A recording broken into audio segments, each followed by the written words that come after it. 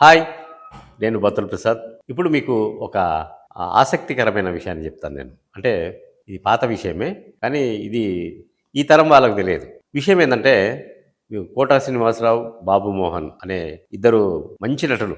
1993, 94, 95 ఆ టైంలో వీళ్ళు ఒక సినిమా ఇండస్ట్రీలో ఒక ప్రభంజనం సృష్టించారు. 'కోట శ్రీనివాసరావు' ఒక బ్యాంక్ ఎంప్లాయీ. ఆయన నాటకాలు వేస్తూ వేస్తూ సినిమాల్లోకొచ్చాడు. 'బాబు మోహన్' కూడా సినిమాల్లోకి రాకముందు ఆయన సివిల్ సప్లైస్ ఆఫీస్‌లో ఒక గెజిటెడ్ ఆఫీసర్.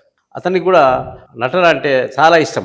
దాంతో అతను కూడా నాటకాలేసుకుంటూ దూరదర్శన్‌లో సింగిల్ ఎపిసోడ్సు, కొన్ని సీరియల్స్ చేసుకుంటూ ఉండేవాడు. ఆయనకుండే ఆసక్తిని గమనించిన తమ్మారెడ్డి కృష్ణమూర్తి అనే నిర్మాత ఆయన్ని తీసుకొనొచ్చి బాబు మోహన్‌ను ప్రతాప్ ఆర్ట్స్ రాఘవ గారికి పరిచయం చేయడము.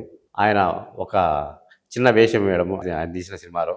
దాని తర్వాత రాజశేఖర్ సినిమాలో 'చివరకు మిగిలేది' అనే ఒక సినిమాలో యాక్ట్ చేశాడు. యాక్ట్ చేసినప్పుడు రాజశేఖర్ వచ్చి కోడి రామకృష్ణకు పరిచయం చేశాడనమాట.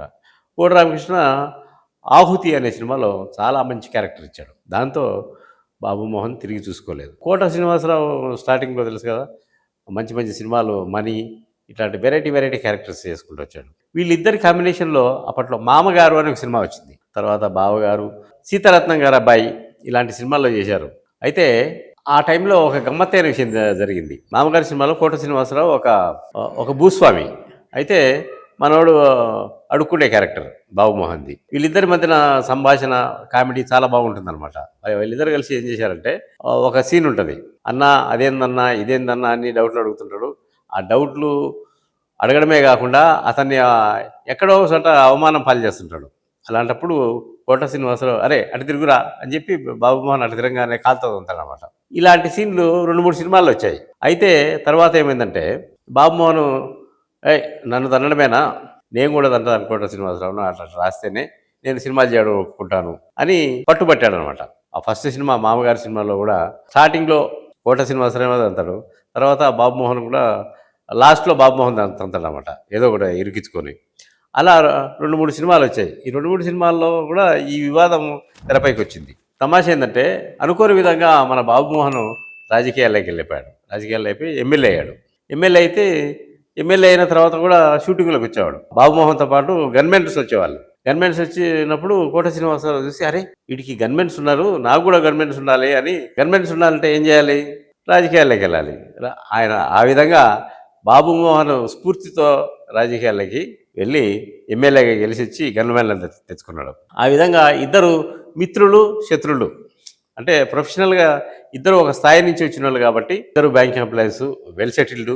అంటే చిన్న చిన్న వేషాలేసుకుంటూ ఏదో కష్టాలు కృష్ణానగర్ కథలు పడుకుంటూ వచ్చిన వాళ్ళంటే వాళ్ళ మధ్య యుగోలు ఉండవు, ఏముండవు. కానీ వీళ్ళిద్దరి మధ్యన యుగోలు, ఫ్రెండ్‌షిప్పు అన్నీ ఉండేటివి. అయితే చివరిలో నేను చెప్పేది ఏమంటే బాబు మోహన్ కొడుకు తెల్లవారుజామున బైక్‌లో వస్తూ వస్తూ మన బాలకృష్ణ ఇంటి ముందర ఏదో స్కిడ్ అయ్యి కింద పడి ప్రమాదవశాత్తు చనిపోయాడు. చనిపోయి బాబు మోహన్ చాలా విషాదంలోకి వెళ్ళిపోయాడు. ఆ సమయంలో కోట శ్రీనివాసరావు ఒక వ్యాఖ్య చేశాడనమాట.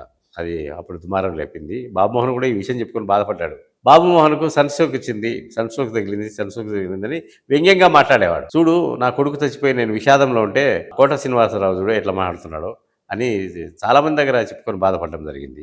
విధి అనేది ఉంటది కదా! అది ఎలాంటి బలీయమైంది.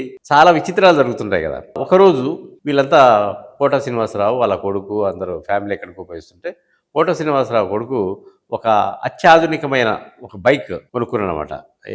అది బాగా ముచ్చటపడి కొనుక్కున్నాడు. వీళ్ళంతా వెనక కారులో వస్తుంటే కోట శ్రీనివాసరావు కొడుకు బైక్‌లో పోతున్నాడు. వీళ్ళు కారులో అతని విన్యాసాలు చూస్తూనే ఉన్నారు. ఈలోప సడెన్‌గా ఒక టిప్పర్ వచ్చి గుద్దేసింది. స్పాట్‌లో చచ్చిపోయాడు. మనం ఒకరిని అవహేళన చేస్తే మనకు కూడా ఇలాగే జరుగుతుంది అనేది సినిమా ఇండస్ట్రీలో చూడు బాబు మోహన్ కొడుకు చనిపోయినప్పుడు కోట శ్రీనివాసరావు ఇట్లా చేశాడు. అతనికి కూడా అదే శాస్తి జరిగింది అని చెప్పుకునేవాళ్ళు. ఇదనమాట బాబు మోహన్, కోట శ్రీనివాసరావుల శత్రుత్వము, మిత్రుత్వము.